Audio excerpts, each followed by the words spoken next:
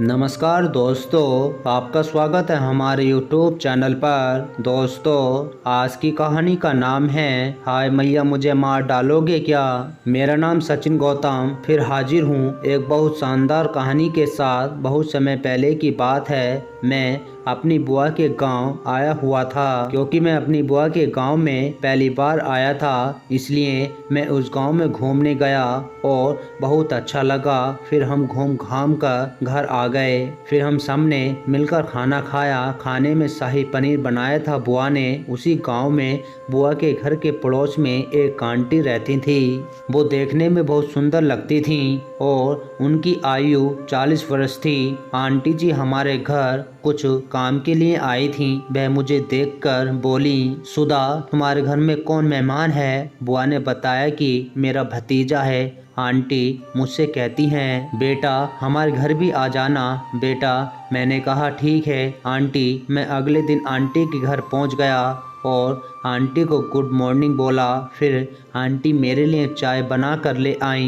मैंने आंटी से पूछा, आंटी आप इतने बड़े घर में अकेली रहती हो। पर आंटी कहती हैं कि नहीं बेटा, मेरे साथ रितिका रहती है, वह सो रही है। ये सुनकर मेरे दिल में हलचल सी हो गई। मेरा मन आंटी की लड़की मतलब रितिका को देखने का कर रहा था और मैं आंटी के घर से आ गया था, पर मेरा दिल वहीं पर रह गया था। अगले दिन मैंने फिर आंटी जी के घर पहुंच गया और उनके दरवाजे की बेल बजाई। फिर दरवाज़ा खोला और मैंने देखा कि जो मेरा दिल जिसको ढूंढ रहा था, आज वह मेरे सामने खड़ी थी। रितिका बोलती है, आपको किससे मिलना है, क्योंकि रितिका ने कभी भी अपने घर आते हुए नहीं देखा था। मैंने कहा, आंटी अंदर है क्या। वह बोली, आप कौन। मैंने उससे कहा, मैं अपनी सुधा बुआ के घर आया हुआ हूँ। तो वह कहती है कि आप यहाँ किससे मिलने आए हो। तभी आंटी जी मुझे देख लेती हैं और अपनी रितिका से कहती हैं,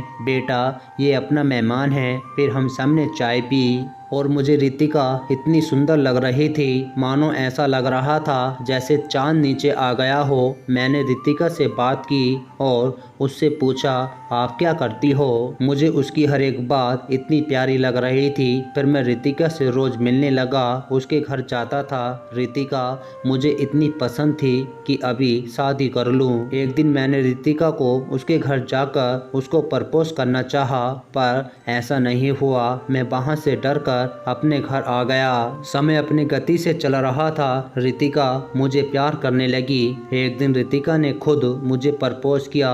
मैंने उसका प्रपोज स्वीकार कर लिया। समय बहुत तेजी से चल रहा था। एक दिन रितिका और मैं एक दोस्त की शादी में गए थे। तब रितिका ने इतनी शराब पी ली थी, वह खुद भी नहीं चल पा रही थी। तभी मैं रितिका को एक कमरे में ले गया था सोलाने के लिए। रितिका ने मुझे अपनी बाहों में भर लिया और रितिका मुझसे कहने लगी, आओ मेरे शरीर की आग बुझा दो। पर मैं रितिका को समझा रहा था, पर रितिका नहीं मानी और उसने अपने पूरे कपड़े उतार दिए। ये सब देखकर किसका मन नहीं चाहेगा, यही मेरे साथ हुआ था। फिर मैंने अपने सारे कपड़े उतार दिए और रितिका के पास चला गया और हम दोनों ने मिलकर फुल एंजॉय किया। रितिका मुझसे कहती है, हाय मैया मुझे मार डालोगे क्या। रितिका और मैं पूरी रात उसी कमरे में रहे। सुबह होते ही रितिका ने अपने पास मुझे देखा तो उसके होश उड़ गए और रोने लगी। तब मैंने उसको समझाया, रितिका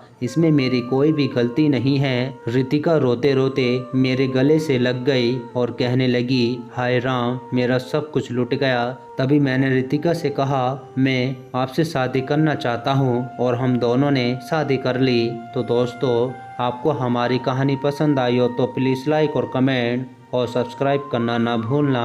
मिलते हैं आपको अगली वीडियो में। जब तक के लिए नमस्कार।